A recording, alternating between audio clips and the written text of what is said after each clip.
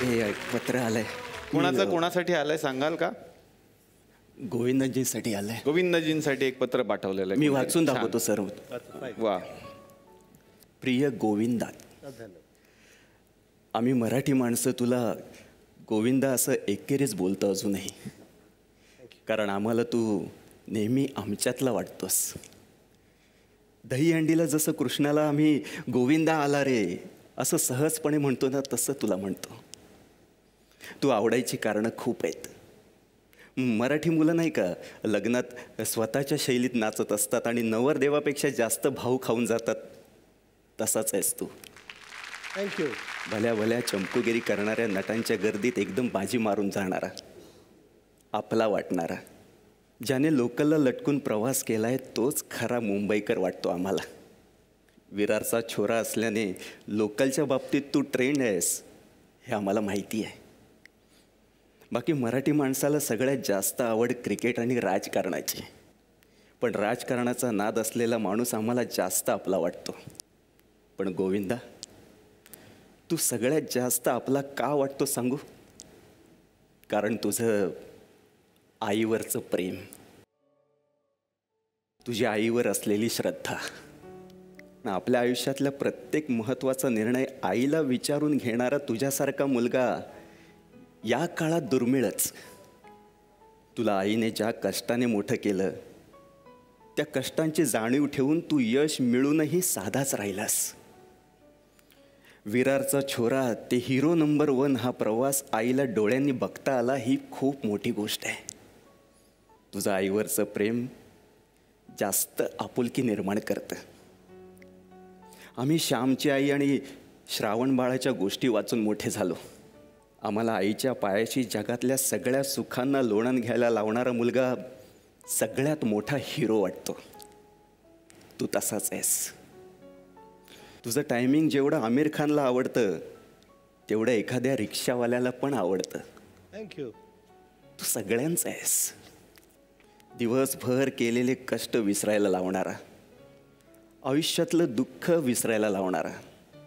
असं म्हणतात हसण्याने माणसाचं आयुष्य वाढतं. गोविंदा, आमच्या आयुष्यातली काही मिनटं तरी नक्की तुझ्यामुळेच वाढली आहेत. एवढं तू आम्हाला नक्कीच हसवलंयस. आणि यापेक्षा आणखी काय मोठं आहे? जाता जाता एकच सांगतो, तू आम्हाला आणखी एका कारणासाठी आवडतोस. ते कारण म्हणजे तू मराठी बोलतोस. गोविंदा अहुजा नावाचा माणूस मराठी बोलतो. आम्हा मराठी माणसांना खूप आनंद होतो कोणी मराठीत आमच्याशी बोललं की. आपण जिथे राहतो तिथल्या माणसांशी त्यांच्या भाषेत बोलण्यात मजा असते. सफरचंदाचे काप नीट परतल्यानंतर त्यामध्ये दालचिनी पूड आणि मध घालून पुन्हा नीट परतून घ्यावं. बटर लावलेल्या ब्रेडवर सफरचंदाचे तुकडे, बदामाचे तुकडे, टुटी फ्रुटी, डार्क चॉकलेट आणि मीठ घालून दुसरा ब्रेडचा तुकडा त्यावर ठेवून वरच्या बाजूला बटर लावून घ्यावं. एका बाउलमध्ये स्ट्रॉबेरी सिरप आणि क्रीम घालून सॉस तयार करून घ्यावा. तयार सँडविच पॅन मध्ये बटरवर ग्रिल करून घ्यावं आणि स्ट्रॉबेरी सॉस बरोबर सर्व्ह करावं.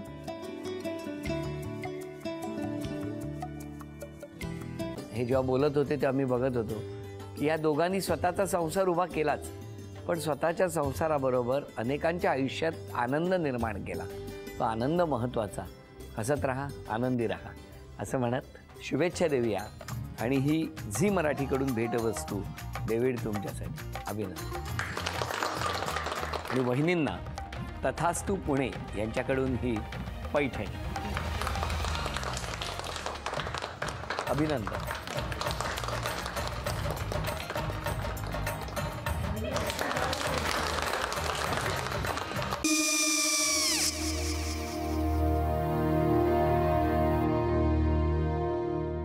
काय गो? हा काय झालं? काय झालं? काय आले मी निकाल लावून आली. हो पण तिची आईच काय बोलली? तिला वाटलं का सगळ्या निशाने आपल्या चुका कबूल केल्या का? आई मी चांगलं सुनावून आली आहे. त्या तिची बाजू घेत होत्या पण मी लक्ष दिलं नाहीये. खूप झालं आता. चांगुलपणा खूप झाला. मऊ दिसलं ना की कोपऱ्याने खणतात ना माणसं, ते असं. अगो पण आईच म्हणली काय तिची, पटला काय ती का? मला माहिती. आई मी तुम्हाला नंतर फोन करते. हो आणि आई बाबा जे बोलले त्याचं वाईट नका वाटून घेऊ. सॉरी. सॉरी काय त्या? नेहा आले. आई मी येते. हो काकू येते.